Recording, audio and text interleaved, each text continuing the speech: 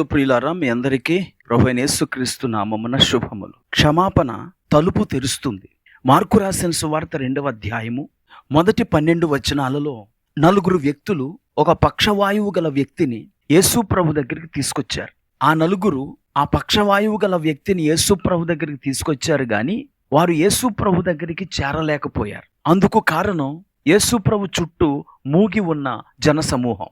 అప్పుడు వారు యేసు ఉన్న ఇంటి పైకప్పు ఎక్కి అక్కడ సందు చేసి పరుపుతోనే తాము తీసుకొచ్చిన రోగిని యేసు పాదాల దగ్గరకు దించారు. ఆ వ్యక్తి అనేక సంవత్సరాలుగా నడవలేని స్థితిలో ఉన్నాడు. పరుపుకు అంటుకుపోయిన స్థితిలో ఉన్నాడు. అలాంటి వ్యక్తితో యేసు మాట్లాడిన మొదటి మాట మార్కు రాసిన సువార్త 2వ అధ్యాయము 5వ వచనం. కుమారుడా, నీ పాపములు క్షమింపబడి ఉన్నవి. ఆ వ్యక్తి మంచాన పడి ఉండగా ఆ వ్యక్తికి కావలసినది స్వస్థత. కానీ యేసు మాట్లాడినది, కుమారుడా, నీ పాపములు క్షమింపబడి ఉన్నవి. యేసు ప్రభువారు అతని పాపాలను గురించిన ప్రస్తావన తీసుకొచ్చినప్పుడు అక్కడ ఉన్నవారు ఆశ్చర్యపడ్డారు. ఎందుకంటే ఇతనికి అవసరమైనది స్వస్థత, కానీ యేసు మాట్లాడుతున్నది పాప క్షమాపణ. ప్రియులారా, ఇక్కడ ఒక విషయాన్ని మనం గమనించాలి. మన రోగానికి కారణం మన పాపాలు కావచ్చు. ఆ పాపముల వలన మనము సాతానికి చోటిచ్చాము. తద్వారా సాతానుడు మనలోనికి ప్రవేశించి రోగాన్ని కలుగు చేశాడు.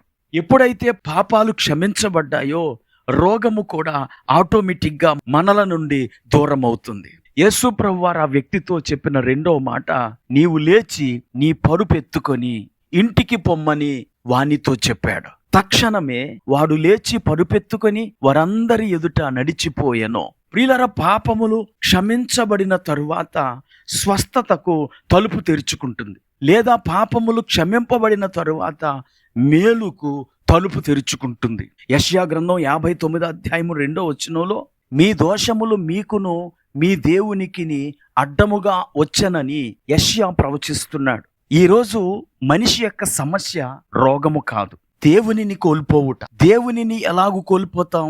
పాపము ద్వారా మనము దేవునికి దూరం అయిపోతాం. యెషయా ప్రవచించున్నది మీరు ఇప్పుడు గమనించండి. మీ దోషములు మీకును మీ దేవునికిని అడ్డముగా వచ్చెను. పాపము మనలను దేవుని నుండి దూరం చేస్తే క్షమాపణ మనలను దేవునికి దగ్గర చేస్తుంది.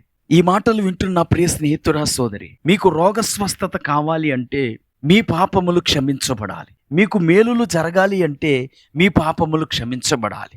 32వ కీర్తనలో దావీదు తన పాపములను కప్పుకొనుట ద్వారా తన ఎముకలు క్షీణించాయి అంటూ ఉన్నాడు. నేను మౌనినై ఉండగా దినమంతయు నేను చేసిన ఆర్తధ్వని వలన నా ఎముకలు క్షీణించినవి.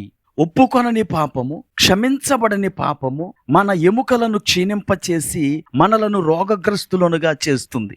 అందుకని మొదట పాపములను మనం ఒప్పుకొనినప్పుడు మనము ప్రభు ద్వారా పాప క్షమాపణ పొందుతాము. తద్వారా మన శరీరాలు స్వస్థపరచబడతాయి. ఈ మాటలు వింటున్న ప్రియ స్నేహితుడా, సోదరి, మిమ్మలను ఏ రోగమైనా వెంటాడుతుందా? ఒప్పుకొనని పాపాలు ఏవైనా ఉన్నాయేమో ఒకసారి ఆలోచించండి. మీ పాపములను మీరు ఒప్పుకొనినప్పుడు మీరు తప్పక స్వస్థత పొందుతారు, లేదా మేలు పొందుకుంటారు. నలుగురి చేత మోయించుకుని వచ్చిన ఆ రోగి స్వస్థపడక మునుపు పాప క్షమాపణ పొందాడు. అలాగే మనం కూడా పాప క్షమాపణ పొందిన తర్వాతనే స్వస్థత లేదా ఆశీర్వాదం పొందుకోగలం. ప్రార్థన చేసుకుందాం. కృపా కనికరం కలిగిన మా తండ్రి, నీకు వందనాలు. ఈ మాటలు వింటున్న వీక్షకులు ఎవరైనా మేలు పొందకుండా, స్వస్థత పొందకుండా ఉంటే ఇప్పుడే వారి పాపమును ఒప్పుకొని క్షమాపణ పొంది తద్వారా విడుదల పొందుకునే కృప దయచేయమని యేసుక్రీస్తు నామమున ప్రార్థించి వేడుకుంటున్నాము. ఆమేన్.